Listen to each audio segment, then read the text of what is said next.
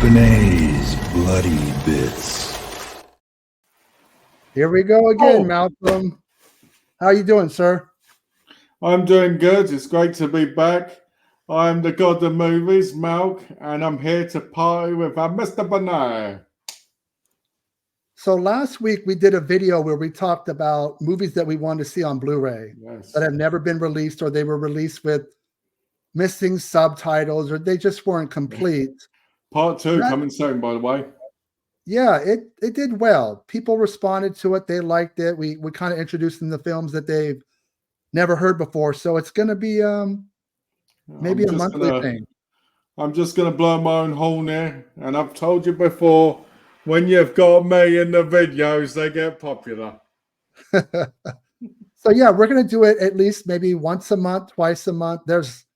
We'll do them 5 movies at a time, spread it out over, I think that will keep the series going and interesting. I'm glad that video did well because I think it connected. You never know with these kind of videos what's going to do well and what's not. What would be great, sorry to cut in there if I cut you off there. Also, what I think would be great is if those films ever do come out on Blu-ray, we can talk about, oh, look, these are the ones that are out on Blu-ray now from, previous conversations. Kind of like an honorable mentions kind of thing, So this is also a list video. I kind of want to shine the spotlight on the 90s horror films because they seem to get a lot of flack because it's the decade that came after the 80s. So we both come up with 5 movies each that these are our favorites. And in no particular order, I'm going to let you go first with Rob Reiner's Misery.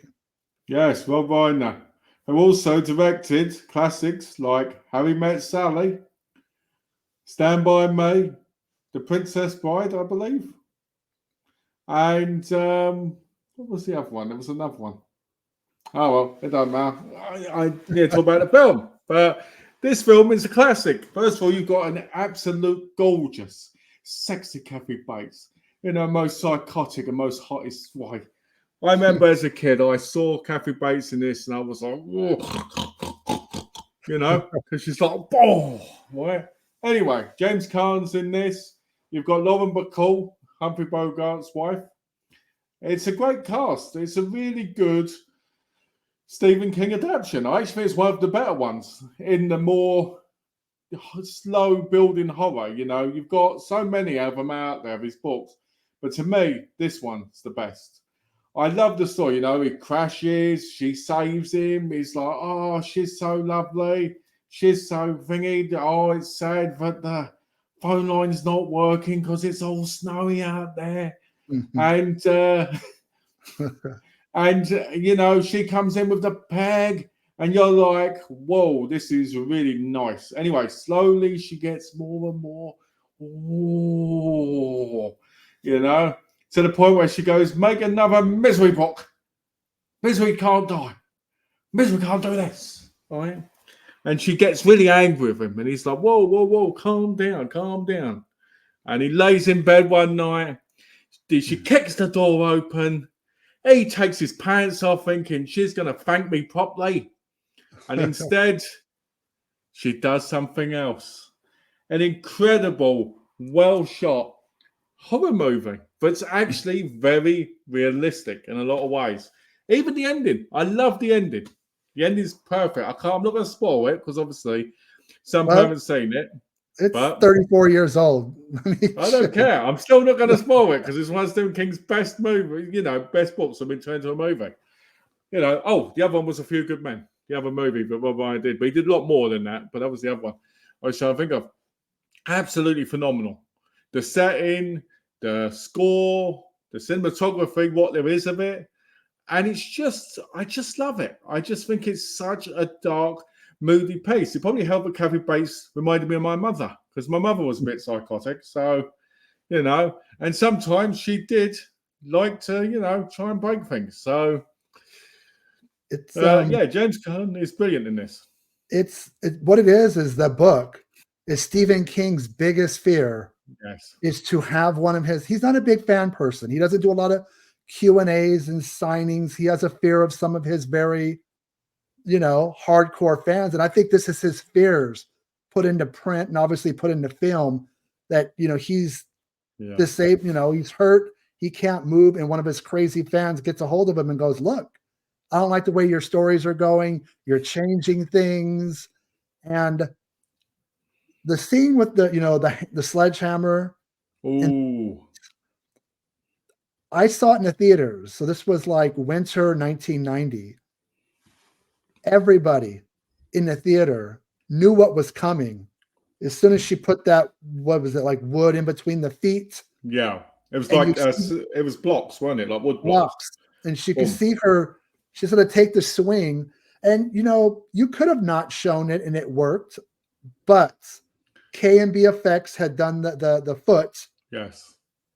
and you just see it pop to the side, and it just, the whole theater screamed in unison. This is pre-cell phone days. Everybody was engaged, living in the moment. And the second one you don't see, you don't need to, the other foot, but just brutal. And I know Rob Reiner as a director, he kind of went on record saying, is it a horror film? Is it not? I think it is. It's just there's this snobbiness in Hollywood where if it's well directed, great acting, a James Caan type person, it can't be horror, right? They feel it's horror is Horror more. thriller. It's Seven can't be horror because it's so well acted, and it's like, no, it's still horror regardless if it's low budget or whether it's. I think one of the things about the movie is Carrie Bates's character. I can never remember her name. Can you remember the name? Annie Wilkes. Annie Wilkes. I believe that is it. Good job on remembering it. I you got to remember, I ain't seen this in years. So what I feel like people forget is her character, in a lot of ways, is very innocent. Very lonely, very innocent, but she gets angry. It's that simple kind of feeling that a lot of people go through when they're lonely and that in this position. Not everybody who's lonely is going to, break your shins. They're not going to do that. Please don't do that. But, you got to think of it from thinking that one of the biggest horrors about the movie is her character as she switches. It's so easy. It's so like, oh no, I can't believe I did this. I can't believe that. And it's very realistic. James Caan in it is great because he's always doing that look he does, where he's always like. And let's not forget that Kathy Bates won an Academy Award for her role. Yes, she did. That's huge. Which is huge, especially for this. But then a big part of that was probably because it was based off of a Stephen King book as well. So that's your first pick for the top picks horror films of the 90s. Let's see what my first one is. Whoa! Another film that came out in 1990, just like Misery, and I did see this in the theaters. I was always a fan of the television show, but there were more bad episodes than there were good. If you watch it now, you can see the television show really didn't have a big budget, and you could see that they're working on small. Was Tales of the Dark Side the one with the fuzzy TV screen on the where it started, and it had that kid that died and was in the computer and stuff like that? That was silly. But this movie came out kind of at the tail end. The show ended. John Harrison directed it. He actually worked with Romero. He scored Creepshow. Ooh. And I've always loved anthologies. And I feel like too many stories, like if you go past 5 or 6 stories, it's one too many. Yeah. I like the fact that this is 3 in a wraparound. I think 3 or 4 in a wraparound is what works best. So you're not a big fan of Dr. Terror then, with the 7? I did like that one, actually. I think it's on the border. Like Creepshow has 5 in a wraparound. Wow. That's my max. When you start to go into the ABCs of death, there's one per letter of the alphabet, and it's only 3 minutes per segment. That's too long. Too many episodes. But this one I dig. Look at the cast. Deborah Harry. You got Blondie herself. David Johansen. Christian Slater, Ray Don Chong, James Remar. James Remar, thank you. Dexter's father, and every story is good. Like You open it with The Mummy. And you got Steve Buscemi in there as well. You got the Mummy episode. Then you go to the cat from hell that won't die. And then you go into the gargoyle. I know your favorites. And they all, you know what? Fairly gory. There's a couple moments that they kind of go for it, Go all out. K and BFX again, who worked on Misery, also work on Dark Side the movie. And I think all the stories are strong. I don't think there's a weak one. And even in the wraparound where, Deborah Harry's going to cook the little boy and eat him. I think he's one of the brothers, one of the Lawrence brothers is the little boy. You can see him there behind bars. And Deborah Harry's, how much do you weigh? Because I'm going to cook your ass. I love that. It's a great film. 1990 was a really strong year for horror films. Oh, it was, because it was on the cusp of the 80s and starting of a new era. I will say the gargoyle sequence, I never forget, I was a little boy, right? The TV was on late at night. I'm sitting there watching Joan Samar with the hottie. She was in so many other movies. I can't think about what her name is right now, but she was quite well known at the time as like the side character. She wasn't like the biggest star, but you knew her. And the bit where he tells her and the big transformation thing, it horrified me. I used to think to myself, if I ever get a demon or something talks to me, I'm never telling a soul, because the idea of a gargoyle popping out of Donna, horrifying. But the question is, in that sequence, was the gargoyle horny for him and thought, you know what, I'll make myself into a hot babe? Or did the gargoyle just pop out of her? And if so, how did he get in? Well, you remember at the beginning of the episode, the gargoyle killed a couple, somebody else and said to him, yeah, your lover's vow is the name of the episode. You promise to never tell. Yeah. He never tells. And at the end of the movie or the episode, he's like, I got to confess something. And she's like, why you tell me this? And then she turns around and you said you'd never tell. And then she turns and they have children and they're gargoyle children. That's right. That's right. So it was. Yeah. So my mind's a little bit off. Because you remember he was a struggling artist. Yes. It wasn't until this gargoyle came into his life and this woman who is the gargoyle, he started like making great work and making a lot of money. But she said, one thing, do not say anything. Oh, also going back to the Mummy episode, Julianne Moore in an early role too. Oh yeah. Which I love as well. Well, I like how, the Mummy kind of reverses the roles. And, one of the things when they mummify somebody is they pull their brains through their nose. And he does that to a character. And, it's I always wondered, how did the brain, I mean, I know most of our brains are this big nowadays, but how the hell do you pull a brain out? I mean, I know they kind of mush it up, don't they, and pull it out, but still. I mean, just thinking about that part of the episode just makes you want to wince, right? And I think the Cat from Hell too. I think that was a Romero scripted story based off Stephen King. That one's good too. Like the cat doesn't want to go down. Eventually, they hire a hitman, David Johansen. He can't take out the cat. The cat goes through his mouth, yes, into his body, and the guy that hired him, is the older guy who runs the pharmaceutical company that uses cats, right? That's the whole point. Yeah. They experiment on cats to make their drugs. So this cat is avenging all his feline friends that he got killed over the years. Beautiful movie. And then when he comes and sees, I'm going to pay you. You took care of him. Nope. Hitman's just laying down. The cat comes out of the mouth, and it's just nice on-set practical effects. Beautiful. Is it on 4K yet? You know what? Yeah, I have the Blu-ray Screen Factory, I think about 6 months ago. Put it out on 4K. So definitely. All right, let's go to Malcolm's number 2 pick. Ooh. This almost made my top 5. It's definitely in my top 10. Ooh. Well, we all know who directed this. Robert Rodriguez, that hack. He didn't do anything other than this movie, did he? He's a one-hit wonder. Yeah, one-hit wonder. make one good film, and we've never heard of him again. What can I say about the faculty? It's got a hell of a cast. You know, I mean, a shocking cast, in fact. I mean, it's got Josh Hartnett, it's got Elijah Wood. It's got the best actor in the world, Usher. Jordana Brewster was one of my crushes as a kid. And it's also got Famke Janssen in it. There's a great scene with her in the movie. You remember where she's like walking along and it's just on her head with the thing, a bit like the Spacious bit. Do you remember that? Isn't that where she gets hit by? They know that aliens have taken over the faculty of the school, and they hit her with the car.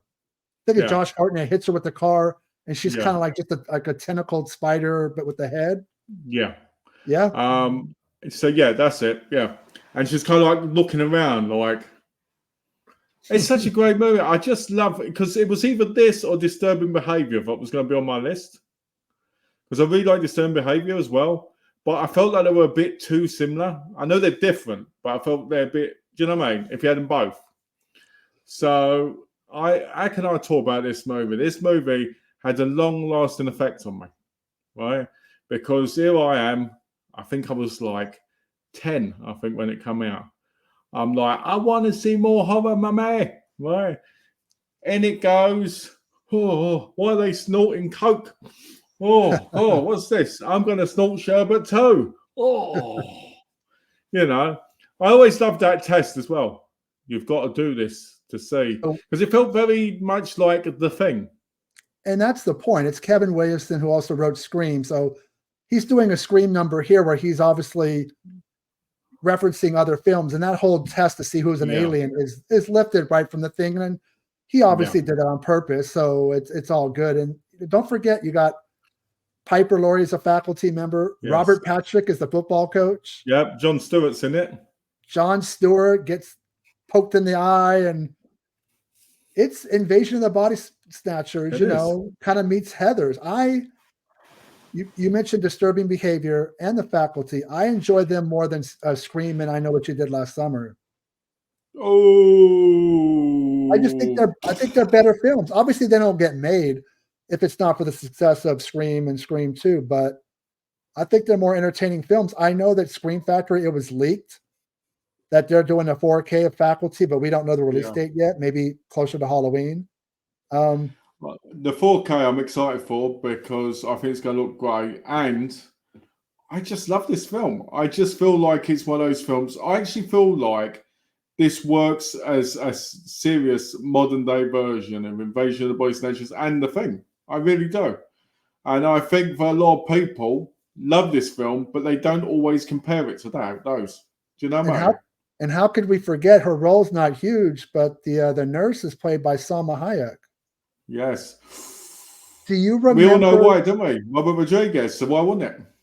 Do you recall there's a scene where she's checking patients, and there's a certain former guy that used to run a website that is one of the people that she's checking out, because the movie was shot in Texas.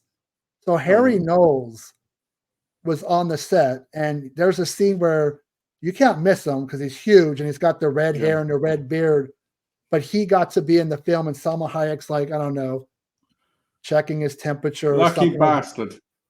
Yeah, well, we know he's not so lucky because we know what's happened to him since, the fallout from some of the stuff that he's done.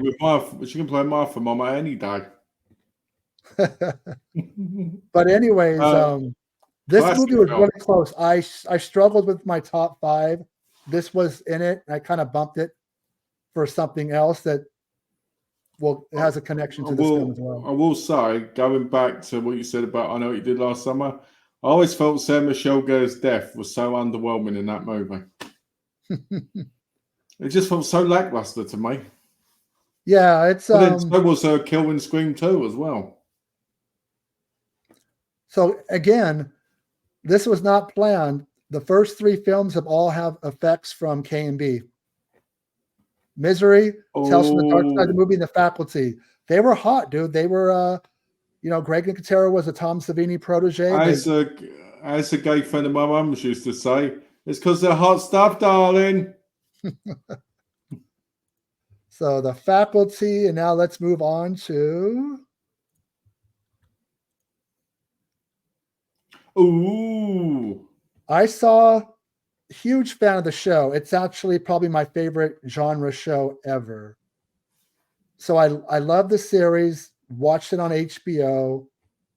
Was very excited they were going to do a film with the Crypt Keeper, and it came out. Unfortunately, it came out in January of 1995, and Yeah, that was didn't do well, did it? that's long considered a dump month for studios for films they don't feel like are very good. That couldn't be the furthest from the truth with this film. It's perfect. William Sadler, just Jada Really an Pinkett. underrated actor. He should have been a lot bigger than he has been. I mean, just the gore, the violence. Dick Miller. There's humor, there's horror, there's laughs, there's nudity, there's gore. Yes. It's one of the few films that when the credits rolled, the theater clapped like in unison, which wasn't prompted. It wasn't like a special screening or a test screening. It's just because people enjoyed the film so much. And Billy Zane is perfect as the collector. He's funny, but he's vicious at the same time. And that film was shot in one location for the most part. It really, but it doesn't feel like that. It feels like it's a bigger film. Shoots fast, it goes by fast as well. And I think Billy Zane's perfect because he has that detriment of being able to change between hey to you know what I mean, very easily. I mean, you see that in a lot of the films where he is in, he's like in Dead Calm. Yeah. Just want to make sure because there's so many of those bloody boat movies now. Well, and also the movie opens with the opening credits from the TV show. So it automatically embraces this is a Tales from the Crypt film. And it goes into what is the making of an episode with John Larroquette, and there's a girl in the shower, and her huge boobs are bouncing around. And boobies. The Crypt Keeper comes in and, cut. And, so I like it's a film, within a film. And it's true story. The guy who plays the Crypt Keeper, you'll know his name. I don't know his name. All right. A friend of mine met him at Comic-Con and he asked her out on a date. The voice is what, John Kassir? Yeah. Is the voice of the Crypt Keeper, and he does a lot of conventions. Heard he's really nice guy. He asked her out on a date. And it happened? No, because she was too nervous. So. When did you first see Demon Knight? The first time I saw it, which is going to be very shameful, is when Shout Factory released it on Blu-ray. Because I bought that and Bordello of Blood together. And I prefer Demon Knight to Bordello of Blood, to be fair. Well, in defense of Bordello of Blood, it came second. I mean, the bar was set really high with Demon Knight. Yeah. Which was 95, and then we got next year, 96, we got Bordello of Blood, which I enjoy. I know it's inferior, but I still like that film a lot. It probably suffers from it's a little bit more comedic with obviously Dennis Miller, but that's what the script was going for. But this one is, first time, director Ernest Dickerson for Demon Knight. He had previously worked on Troma's, what was that, Death by Temptation? Yes. He did some work on that, but what an impressive, film. And I know it didn't light up the box office, but Demon Knight is just a sweet, awesome film. It's just entertaining. I think the saddest part is William Sadler should have been a lot more. But he's in it a lot, man. You have to remember his character Breaker. He literally is in that film. I'm talking about in other films. films. Oh, I agree. He was such a great actor. He should have been bigger than he was, in my view. You're right. This is actually one of the first, only films where he's not like a Bill and Ted's Excellent Adventure, and he's just kind of on the side. And here, he is the main star. He literally, the movie revolves around him being the. But the he was in the blood. wasn't he the lead in the first Tales from the Crypt episode as well? Because I know that he's definitely one of the original guys. yeah, he's in the first episode. What's that episode called? Oh, Is that where the it's guy the has one where the it's the 9 one where he lives like a electrocutes cat? them. You know. I think he has 9 lives like a cat or something. Or it might be a different Uh, actor. No, I'm getting my actors it's no, mixed because up. it's the executioner. Because and then he ends up at the end in his own. I swear that's the first episode. Yeah, they brought a lot of the veterans from the television show, kind of, made it over to the film. But yeah, Favorite episode has to be the Joe Pesci episode when they cut him in 93 half. episodes, ran for 7 seasons. I know that for a while they were trying to bring back a television show with M. Night Shyamalan producing it, but it never Yeah, no never thanks. happened because he's the king of the twist. So I think Tales from the Crypt have always been about twist and people getting their comeuppance. But I don't know if he is king of the twist after watching Old and all this. I don't know how or these movies are still being made. I mean, some of them are really good, but most of them are a bit. not so good. No, that one. What's that one called? One with Dave Bautista when they're on the house. What is it? The Cabin in the Knock. Woods? No, knock something. I think Knock on in the the door? cabin or something. Knock on the That's it. door? Knock on the door. That's it. That sucks. Ooh, what do we have here? Ooh, we have a hot air, and I got to be honest. When I watched her in this, I was like, I've got to see, was she in the adult industry? Sadly, not. I still know I don't know much about Asian cinema, so I just put this you on know the list as a guess. nothing. You know nothing. You don't own any of those films. You are not the authority on Asian cinema, but go ahead. No. Okay, so let's can you say his name, Paul? Can you say the director's name, Paul? I want to see if you can. I say it okay. Mick Garris said it correctly. I think it's Takashi Miike. It is. That's it. Yeah. So basically, one of the greatest directors of all time, especially in Japan, obviously. So great when he had these Masters of Horror episodes, because you rarely get that in America. You rarely get that flavor, especially with people like Dario Argento. And anyway, that don't matter. What matters is Audition is one of those films that you go in and you're best knowing nothing about, because it slowly gets more and more dark. Miike does such a great job with his films. He's done gangster films, he's done horror films, he's done films that really mess with your mind in the right sense, like Visitor Q, and such classics as Gozu and The Agitator, and you can go on. Anyway, this film. He's done every genre, really. He has. This film, I will say, that I watched this when I was 12 years old the first time. And what can I say? Puberty hit at that moment. And I've never looked back. So, Audition basically starts off with a guy. He wants to meet a lovely woman to basically get married to, look after him. Basically what every man wants, really. Except he wants to audition for them, right? So off he goes to audition.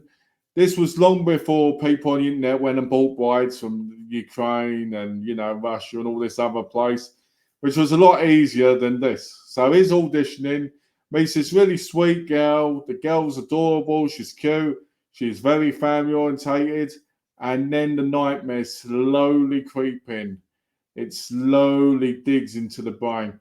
You don't know what's real. You don't know what's happening. You don't know reality from dream. And then you're like, what's happening? Why is he in a bag? Why is there dog food? Why is this? Why is that? And then there's the bit where it just sharply gets to you, right? And you realize that she is not all that she seems. And the best part is the attire, because she looks like a butcher. I mean, I think that's what's terrifying about the film, because generally when you think of killers, horrible people, they're usually men, for one thing. So here we have a woman, but very small, very petite, but don't get comfortable in that. What's going Yeah. on between her ears is something really horrible. Yeah. And she sits there and waits by the phone, Yeah. kind of like on her knees, looking like kind of weird. And of course, there's the bag, right? Yeah. We don't know what's in it. And the phone rings and the bag just bolts up. And literally, you jump and you're like, this guy's in trouble. And when she takes him Yeah. down, incapacitates him to where he can't move, and then just one atrocity to this guy's Yeah. body after another. And in true Mike fashion, he does Yeah. not turn the camera away. He shows it lingering. And it's just this brutal session of, visceral One pain. of my favorite moments in this is where his son comes home, and one of the most realistic things happens in the sense that she doesn't end up getting what she deserves because of a silly thing, but of a natural thing that could easily happen when you're disturbed and you're not realizing. And I like that. It's even though it's twisted and it's dark, it's very comical as well. And that's what I like about Mickey. Mickey puts a lot of comedy in his films, even the dark ones. I just think you have be in a space to be relaxed to see it. Shinya Sakamoto's that way as well with his films.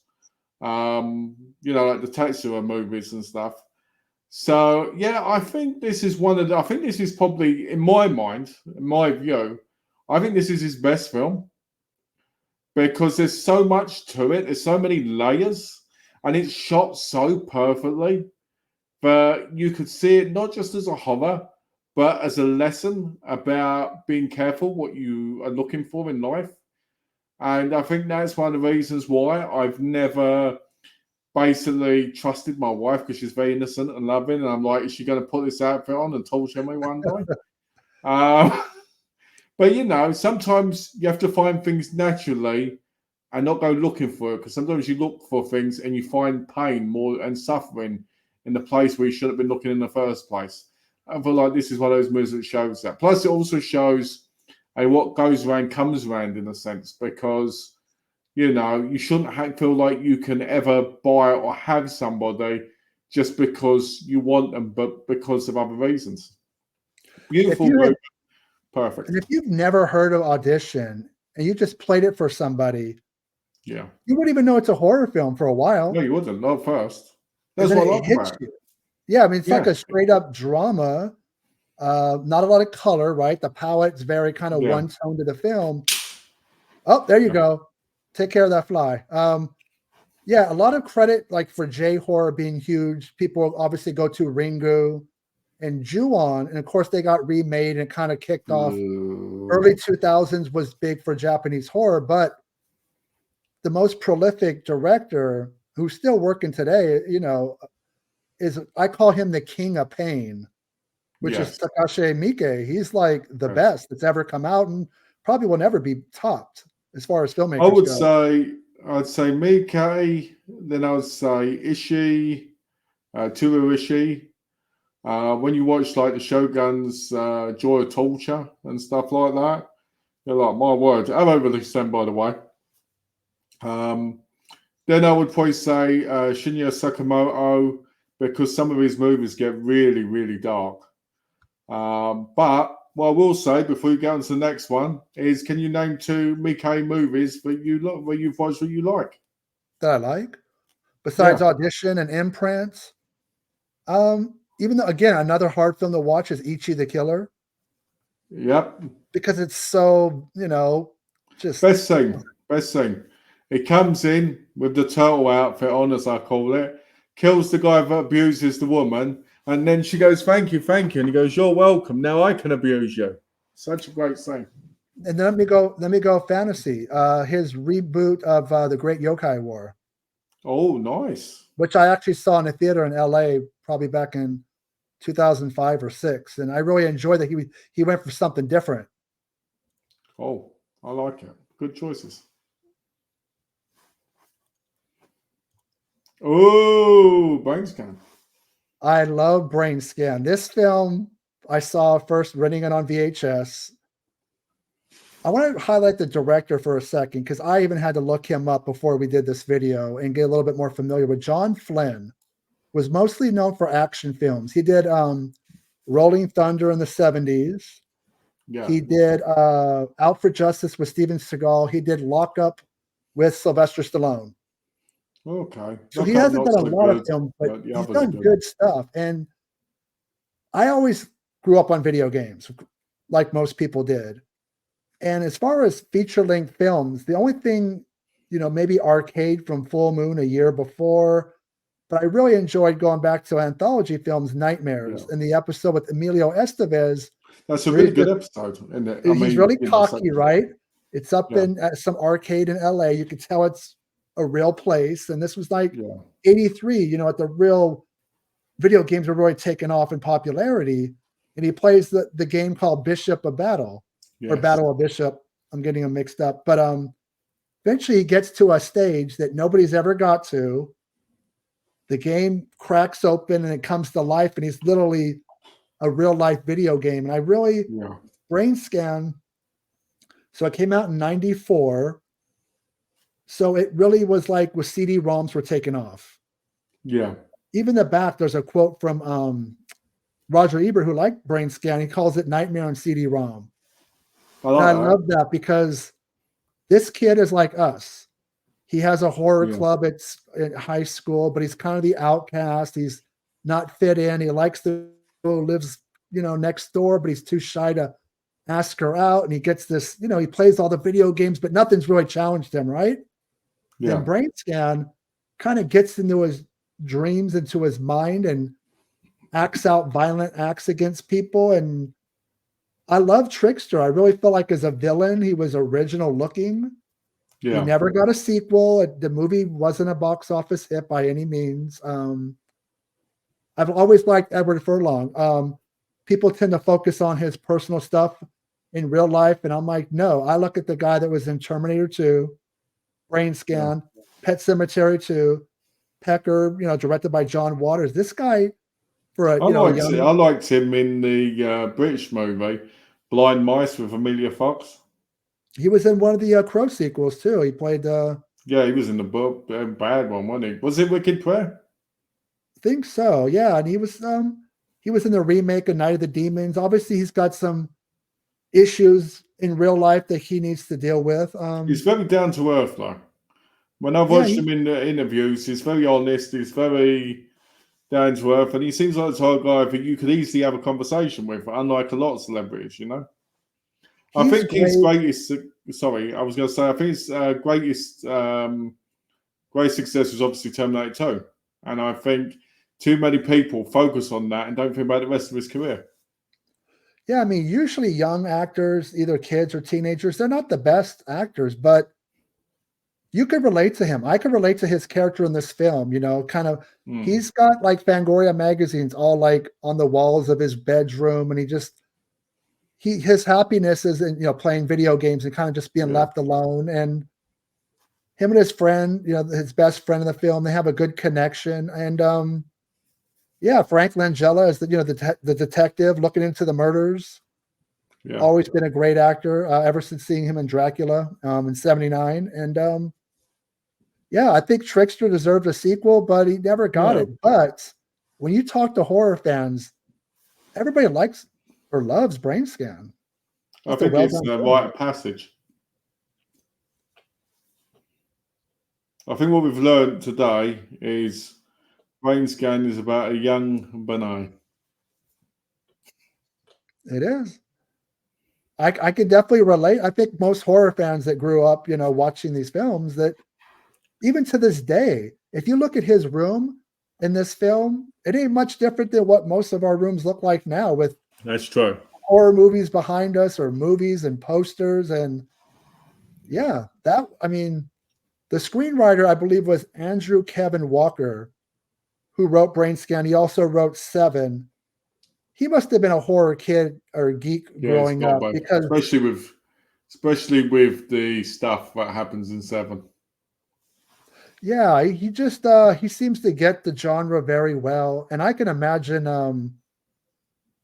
he was one of us growing up because it really shows. I mean, so do you like Brain Scan? Would it fall in your top 10 or 20 of Yeah, the I 90s? would put it in my. I'd put it in my top 11.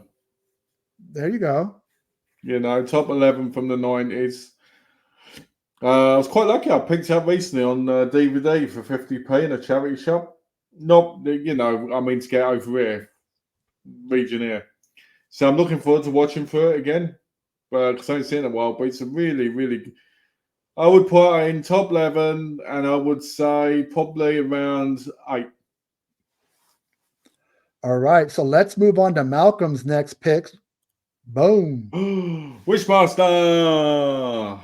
Wishmaster. Now, you know, we've got to think about this because this is an all-star cast. We've got. Can you name all the horror icons who have cameos in this film? I can. Okay. It helps that they're on the back of the case, but we've got. Wait. It don't work. We've got Kane Hodder, which is probably one of the best deaths in the movie. Actually, I think all the deaths in this movie are great. So you've got Kane Hodder, you've got Tony Todd, you've got Robert England, you've got Andrew Divoff, you've got isn't Ted Raimi in this as well? I believe so. It's been a while since I've watched it, Yeah. but I think. But you got the and I main think this- icons. You got Freddy, Jason, and Candyman. So Yeah, I mean, what more can you want? You know, And I again- mean, to me, this Wishmaster movie, right? I mean, to me, it's classic. I'm surprised nobody's tried to make more now. yeah, they made, what was it, 3 sequels? Yeah, they made 3 sequels. But the whole Jen story doesn't get done very often. No, which is weird because you'd think it would get done more because it's such a easy kind of, oh, we can do this, we can do that, because nothing is off limits, really. And also, it's again, we're going to go back to K&B. This is directed by Robert Kurtzman. The K in K&B. So it's weird 90s. Not until you go back and look, you realize how dominant they were in makeup and how many films they worked on. And I know that the makeup in this movie is outrageous, amazing. The only thing that lets this movie down now, if you ask me, is the shoddy 90s effects. But depending on how depending on how you feel about it, it actually makes it better because you think of the time. But you know, like when he goes about pointing through the bars and he's like, oh, you know, it's really weird, like Lawnmower Man style almost. It is what, 1997 CGI effects, but it works. And you know, I saw a TV commercial for this. I believe this was a theatrically released film, Wishmaster, at least over here in the States. And I don't think Wes Craven, it says Wes Craven Presents. I don't think he had anything to do with it other than throwing his name on it just to help with, you know. You mean like the Quentin Tarantino Presents and Jackie Chan Presents and all this other stuff? I highly doubt he visited the set and had any real input other than, hey, Wes Craven, you know, the hottest name in horror. You put his name above your, you know, the banner and you're going to do well.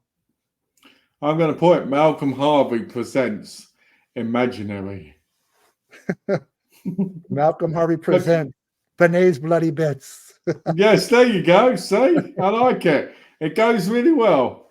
What we'll say about this movie, though, is this and the second one really good. They go really well together. You know, they're great back-to-back style watching. But once you get to 3 and 4, oh my word. Well, Andrew Divoff was not the Wishmaster in 3 and 4, right? They recast him? No, it wasn't. He was 1 and 2. Yeah, 1 and 2 only. And you can really tell the difference. I think it's the 4th one where the djinn is in love and the djinns are talking to the guy and they're saying, you've got to do this. And he goes, get lost, I'm in love. And you're like, what are you doing? What are you doing? I love the ending as well. I do have a soft spot for Wishmaster 2. That's actually directed by Jack Shoulder, who did Alone in the Dark, Nightmare on Elm Street 2, Freddy's Revenge. Oh, I love Nightmare on Elm Street too. I think what's a Wishmaster 2 is it takes place in prison, right? Yes, yeah. I like the that. The two Asian guys there, I don't know their names, so I'm saying Asian guys, the twins. They were in one of my favourite movies called Mortal Conquest, aka G2, which also stars James Hong and Daniel Bernhard. Absolute classic, which is basically a Highlander ripoff, where he's king. I think he's like King Arthur, and they're like supposed to be the Mongolians or something, and they're reborn again, and they go against each other. But anyway, those two guys. Now, one of my favourite scenes in the second one in prison is where he goes, "Yeah, I want somebody to kick that, out of me," and basically they just start beating and killing him. It's hilarious, but yeah, this film's the best one. This film's the best one because there's the Jinn is there. You see more of the Jinn as the Jinn. Andrew Divoff just plays the role perfectly with that look because he had the best demented looks ever that made you feel like the Jinn was always there smiling and I want to be beautiful forever. And he goes, "As you wish," and the woman turns into a mannequin, and it's just this horror icon in my view. But one is underlooked. Two should have had more sequels with him. And I believe to this day that you really can't beat the first two Wishmasters because everybody wants to go about Freddy Krueger. They want to go against Jason Voorhees. Well, guess what? He kills them. And he kills the big... Actually, does Robert Englund even die in this movie? I'd have to rewatch it. It's been a long time since I thought he dies. I thought all the horror icons that are in it die. I just love the Tony Tobbit was in the water tank. Oh, I knew you'd pick this. If I had to pick my favorite horror film of the 90s, it's Tales from the Hood. Ooh. Again, 1995 didn't set the box office on fire, but there were a lot of good horror films. I already mentioned Demon Knight, which came out in January. This came out a couple months afterwards. And honestly, other than maybe Creepshow, this is my second favorite horror anthology ever. Okay. Yeah, I mean, to me, this is how you do social commentary and horror. Yes. Without the social commentary overriding the story. Sadly, if this movie was released today, the woke police would come out and say it's woke. They would. But that's not true. What it is, you have African-American filmmakers. One, it's produced by Spike Lee. All right. That's probably why it got theatrical release because of who he was, and he could put his name behind it and get the production value they needed. Darren Scott was a producer, directed by Rusty Cundell. And my favorite 1990 horror film is Showgirls. Hey, Darth. This movie is perfect. Clarence Williams III, rest in peace. Hilarious. Very. When you got these gangbangers that are looking for the shit. Just the shit, which is the drugs, right? Because they hit it there. And what a wraparound. That could have been a story all in itself. And it kind of is, but it could have been 20, 30 minutes. The ending is just perfect. Well, every episode deals with something that's very topical. Yeah. You got police brutality, which this movie's on the cusp of, the Rodney King beatings. Yeah. Just a couple years removed from that. It deals with domestic violence. It deals with gangs. Yes. It deals with the character who Corbin Burnson, your favorite dentist, is so good. He's basically playing a David Duke who used to head the KKK. That character is based off David Duke. And you got great effects. Those miniatures in that episode with the little dolls, that's the Kyoto brothers from Killer Clowns from Outer Space. Yeah.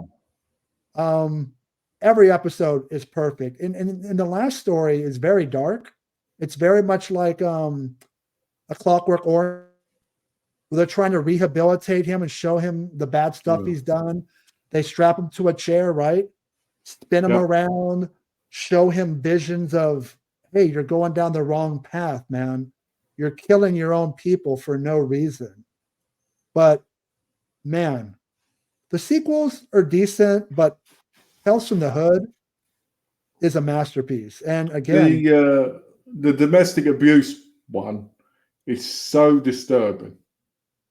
so realistic Yeah, but because so that's disturbing.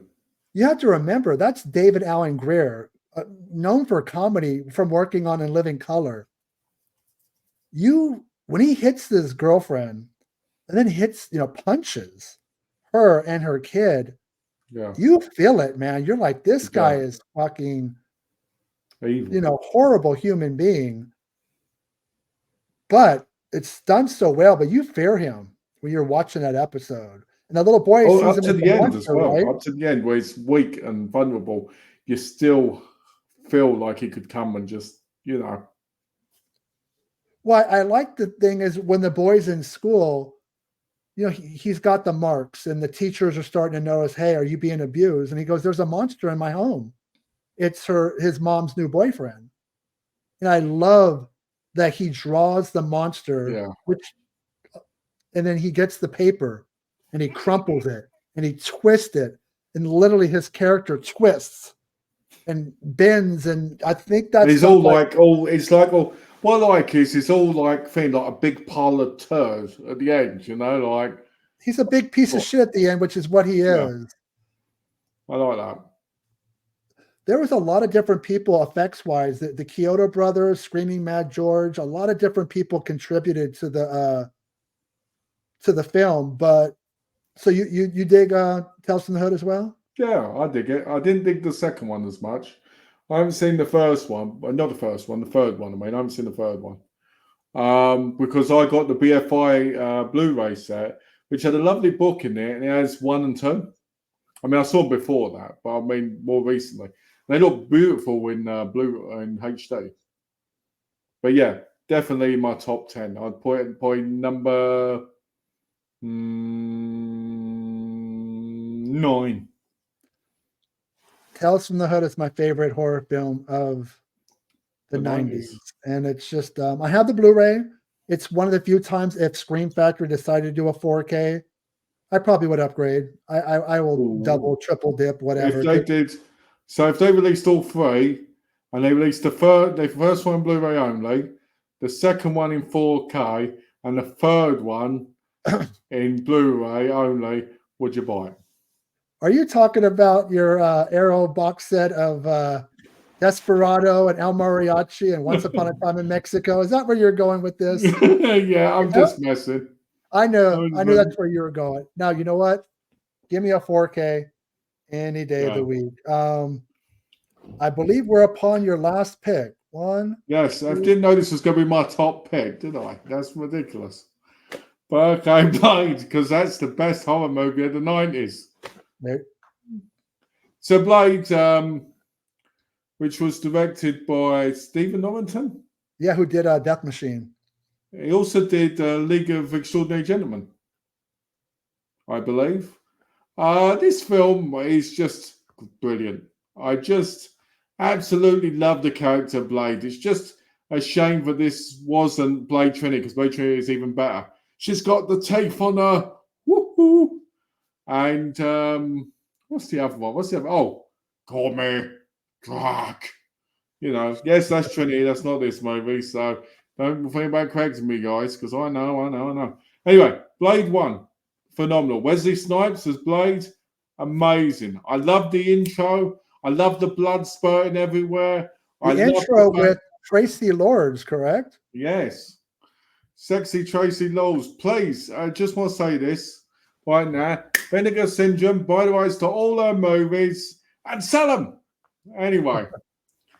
They'll lose their business and we'll all end up in prison. But anyway, so this is one of those movies which is like really, really good, but also really, really fucked up. Like the bit where he sees his mum and she tries to get off with him because she's a vampire, so she hasn't got a soul now. So, you know what I mean? So she doesn't, it's really weird. And Stephen Dorff, that's his name, isn't it? The guy, Stephen Dorff?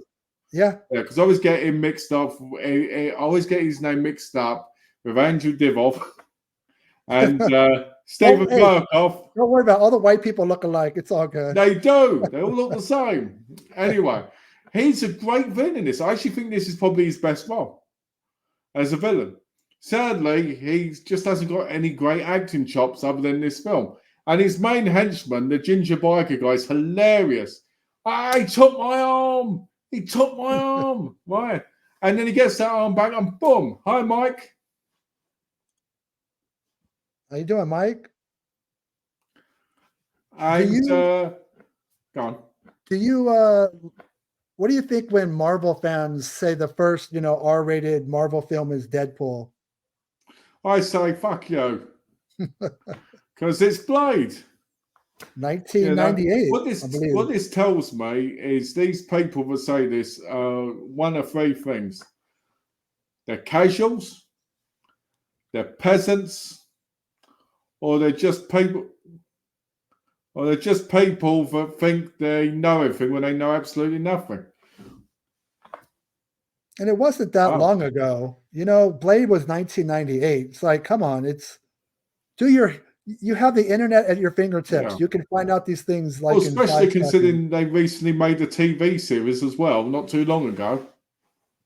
So Blade is your favorite. Where do you rank Guillermo del Toro's number 2 and David Goyer's number 3? Okay. I rate Blade is number 1 because Blade is just incredible. The whole thing, Chris Christopherson's brilliant in it as well. As Whistler, love his character, just love that. Probably actually the order they come out, because as much as I love Trinity with the whole drag thing and the whole she's got teeth on her vagina, right? It's not good. Number 2 is great because it's got Donnie Yen in it. And it's got quit thinking you know everything about Asian cinema. I'm just kidding. Hey, Malcolm knows the most about Asian cinema of anybody I know, so that's saying a lot. Ooh, that says a lot. Oh, thank you. I appreciate that. And it also has Ron Perlman in it, number 2, that is. And I love that. I love number 2, incredibly great, but not as good as the first one. The enemies in the second one, the first one is where it's at. So I'd put 1, 2, and then 3. And then I'd put the TV movie on the end, because there was technically a TV pilot movie. And then I would probably put the Blade animated Marvel series. And then I'd probably put the live action series on the end. I think Guillermo del Toro did too, not just because he wanted to, but he knew it would be a hit. And he was trying to find funding for Hellboy. 2 was a hit. And what was his next film? Hellboy. So he knew what he was doing. Which is also an amazing movie. So let's look. That's your 5th and final pick, and mine's is It's a Dark Night. The Toes. So we're going to go back to Robert Rodriguez, and this is right before he did The Faculty. Let's just look at the cast for a second.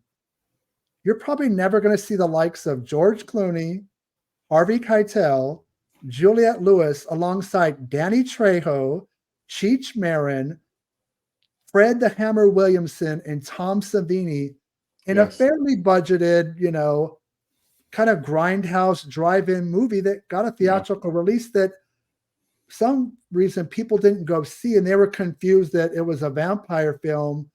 But the trailer, yes, plays it to be, this is Quentin Tarantino after Pulp Fiction, after Reservoir Dogs. This is Robert Rodriguez after El Mariachi and Desperado. But the trailer makes it quite clear it's kind of a hybrid of action and vampires. The trailers that I saw made it very clear. And again, I think what a ballsy film that you just won't see this kind of movie get put in theaters. This is the time movie for when you say, what is one of those movies in modern times which really takes you back and has that real grindhouse kind of atmosphere and also all-star cast this is that type of film that you go, this is what I'm talking about. Because you had so many people in their prime, and you had people that were out of their prime, but also still had this incredible charisma, you know. So And let's not forget Salma Hayek as Santanico, Pandemonium. I mean, just okay. My wife and I have always had a list, like a cheat list. Like if there are there 5 we go. celebrities you can sleep with, and my number one has always been Salma Hayek. I've always liked brunettes, generally, you know, Well, so who's her Hispanic. number one? It's changed because we don't really do the list anymore. I think for a while perhaps it was George Clooney, ironically, at one time. But yeah, she still looks amazing. I like women with curves, and she's full figured. And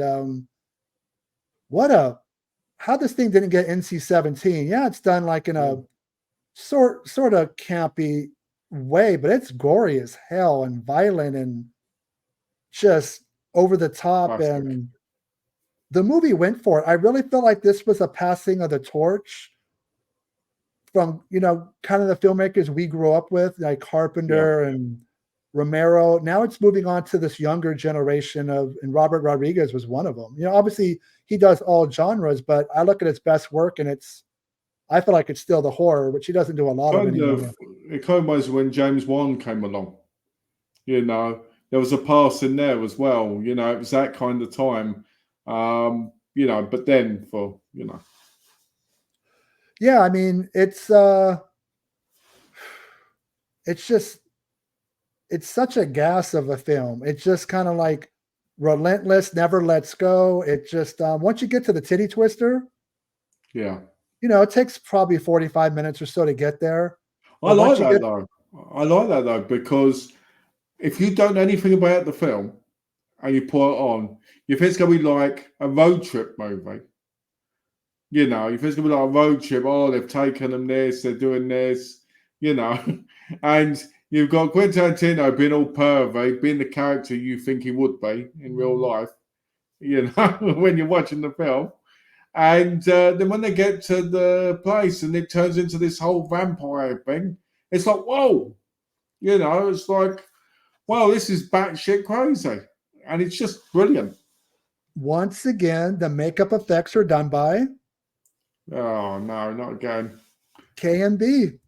And in the film, you have Tom Savini in a scene with Greg Nicotero, his protege, where, remember, he tries to threaten him with a knife, the blonde hair guy with the long hair, that's Greg Nicotero.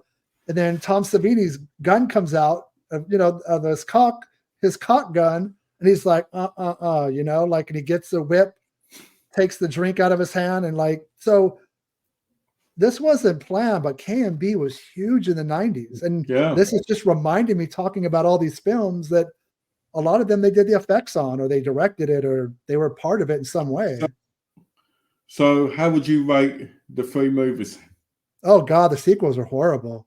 I tried to watch the television series I know Rodriguez had done. Oh, that was awful. Well, the pilot was basically a remake of the first film, and then obviously the episodes after that were their own thing. But I couldn't. I hold this film in such high esteem; it was really hard for me to watch the television series. 2 and 3, they're not very good. I mean, if they got put out in a box set, I guess I would own them, but I prefer to own From Dusk Till Dawn by itself. But for people that maybe just showed up late, Malcolm and I are going over our top 5 horror films of the 90s. So I'm going to recap Malcolm's 5. So if people missed it, this is Malcolm's.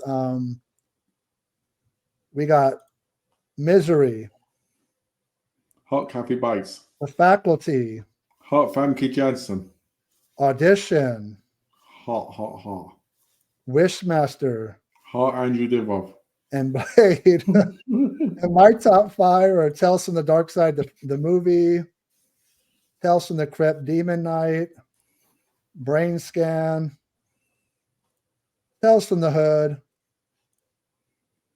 and From Dusk Till Dawn. It was a great What a great decade, man. list. I mean, there were some movies I kind of I could have moved them around a little bit. Yeah. You can look at The Border. The monster you're looking at is actually from Deep Rising, Oh, I which, wondered. I thought it was. which Famke Janssen, Treat Williams, Yeah. a lot of CGI, but a lot of makeup effects by Rob Bottin. Probably one of the last major films he worked on. Yeah. Directed by Stephen Sommers right before he did The Mummy. That was in my top 10. It was in my top 5. And then I remembered From Dusk Till Dawn, I kind of moved it out of the top 5. But yeah, man, great decade. Not I like the I almost put the Relic on. The Relic. Yeah. That era, late night, like 97, 98, there were a lot of creature features. You had Deep Rising. There was. Alien Resurrection. Yep. The Relic. Starship Troopers. There's a lot of great films that I didn't put. We could always do another top 5 of the 90s. We can do a top. If Bill want more top 5s, we can do them. Or we could do the worst of the 90s, or we, but that'd be hilarious because I'd say this was worse. You go, that's not that bad, and then you'd say it. And I'm like, oh no, that's not bad. Okay, so for the people that are viewers that are watching, what are some of your favorites from the 90s? Put them in the comments and I'll pop them up on the screen and we could talk about them because Malcolm and I have given you our picks. If not, Malcolm and I will just sit here and babble about. You said your Vinegar Syndrome package arrived? Yeah, it did. How many movies in total? 29. And then my television turned up as well. Now 29 from Vinegar Syndrome. Is your subscription included or is that add-ons? Oh, that's with the subscription. But still a lot of movies.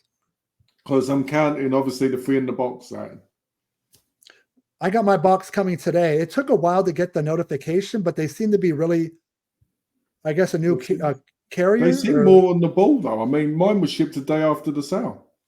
I want to say they went with a different carrier, that somebody who's quicker. A lot of people. DHL, they're doing DHL here now instead of FedEx. I don't know if they're doing that with you over there. Yeah, I don't know. I know mine's supposed to come with. It actually might be out there on my porch right now. But yeah, I'll probably do an unboxing video when we're done here. But yeah, I love the 90s. Malcolm and I will be back probably in 2 weeks from the day to do a live video. We're going to do an interview, wouldn't you? I do have an interview next Monday with one of the actresses from, what is it? Blood and Honey, Winnie Pooh. Yeah, Winnie the Pooh, Toe, Candyman, and Graveyard Shift. Urban Legend, directed by Jamie Blanks. It's got Robert Englund. It's got a really good cast. I like the sequels too. They're actually, You know fun. what? The ones I like. I love Urban Legend. I think Urban Legend is great. I love the Daniela Harris Goth when she's killed, and that because she said turn off the light and that.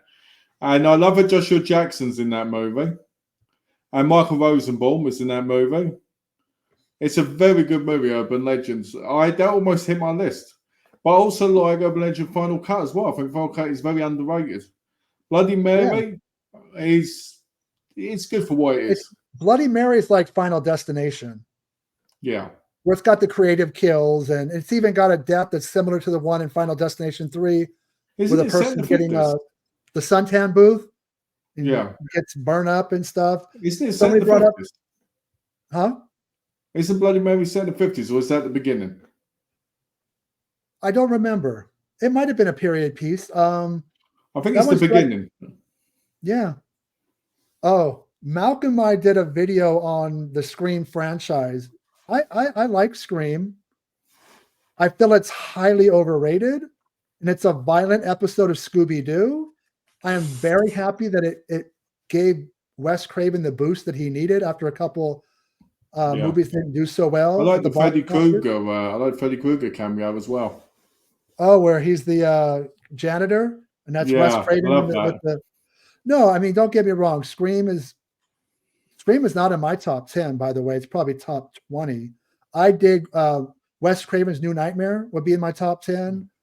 I'd prefer Lord of Illusions, the last movie Clive Barker ever directed, Lord of Illusions, would be in my top 10. Do you know I hate that movie? Yeah, it's a polarizing film. I could see where people would love it or hate it. I put it on. I put it on again for the first time again in years when I was in the hotel when I moved over. So I picked the Blu-ray up. I was like, "This is trash," right? But again, that could be more so because of the situation I was in at the time.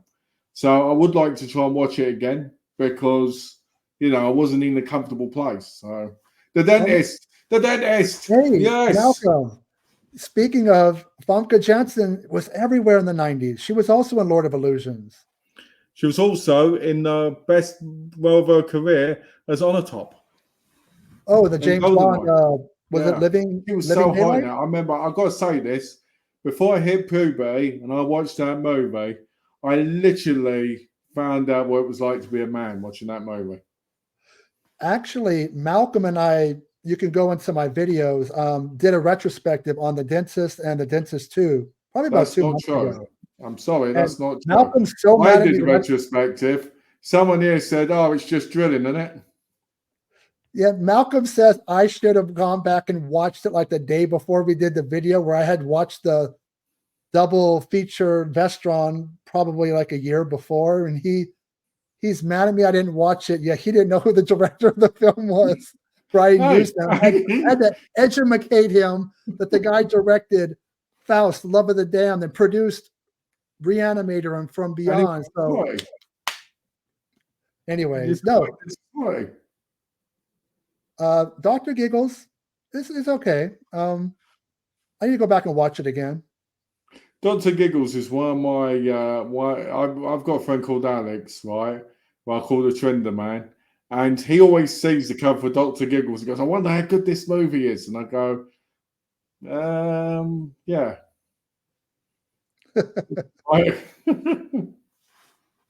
I mean, again, that's one I haven't seen in years.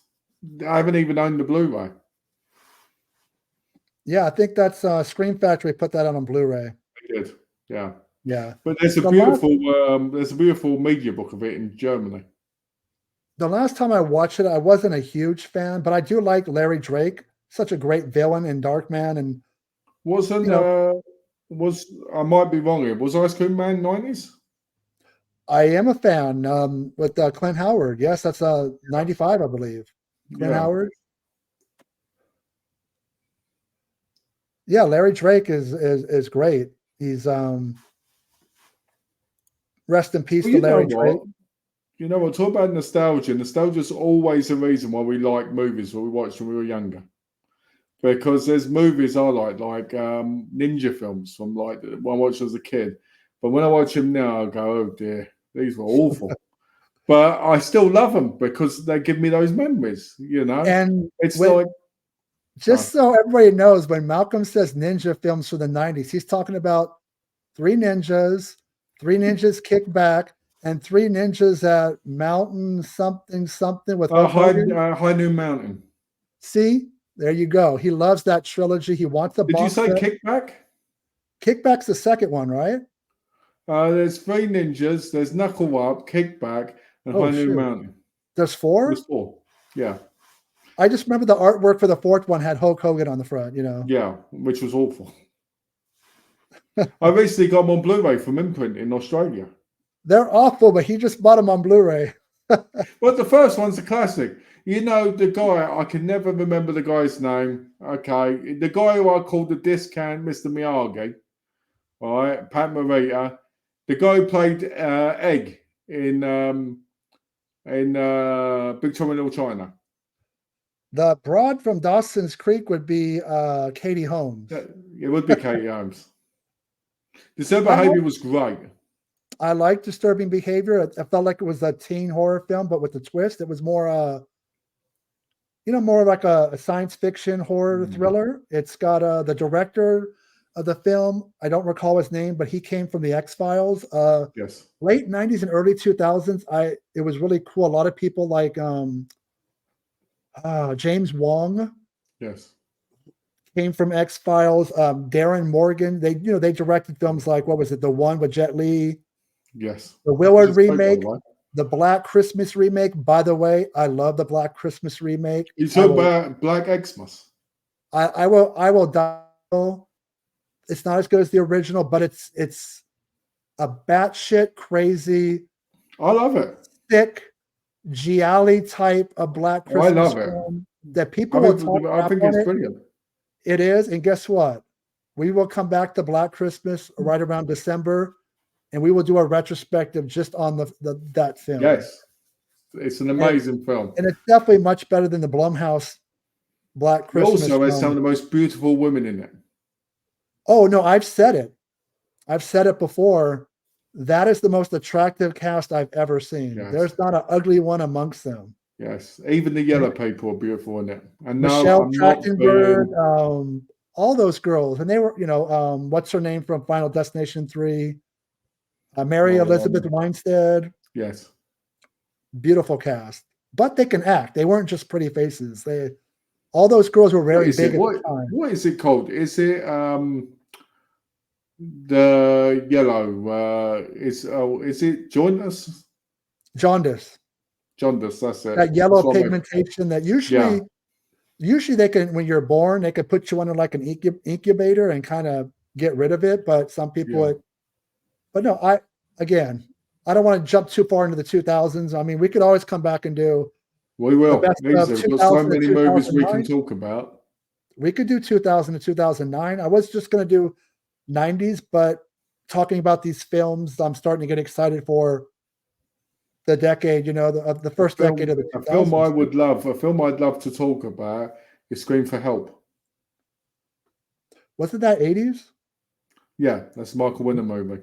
If we do something from the 80s, I don't want to do the normal Friday the 13th, Elm Street. We could do 5 underrated horror films of the 80s that not everybody knows of and talks about. Like Scream for Help, for instance. Scream for Help, I've seen it. I own the Blu-ray, but again, a lot of people don't know what it is, probably. Yeah. Or a film I just watched last night on Blu-ray from Severin that was excellent hagsploitation film, which was Night Warning, also known as Butcher Baker Nightmare Maker. Holy crap. That film, I tempted to buy the Code Red DVD years ago. Did watch it literally at like... It's up 4K, actually. I've got it over there. Dude, that movie is great. Talk about a undervalued 80s. Before we moved, I watched half of it, right? And I had to stop watching it because we had to do stuff for the move. And the bit where she just attacks him in the thing and he walks in is just brilliant. So, folks, I think we're going to head out. Thank you for everybody who commented and watched. I appreciate it. Malcolm and I will be back in 2 weeks, same time, 2 o'clock in the afternoon, my time, which should be Pacific time. We're going to do the next 5 movies that we want to see put on Blu-ray that have never been put out. But thank you, everybody, for watching. I appreciate it. And everybody have a good day. Take care, guys. Thanks for watching.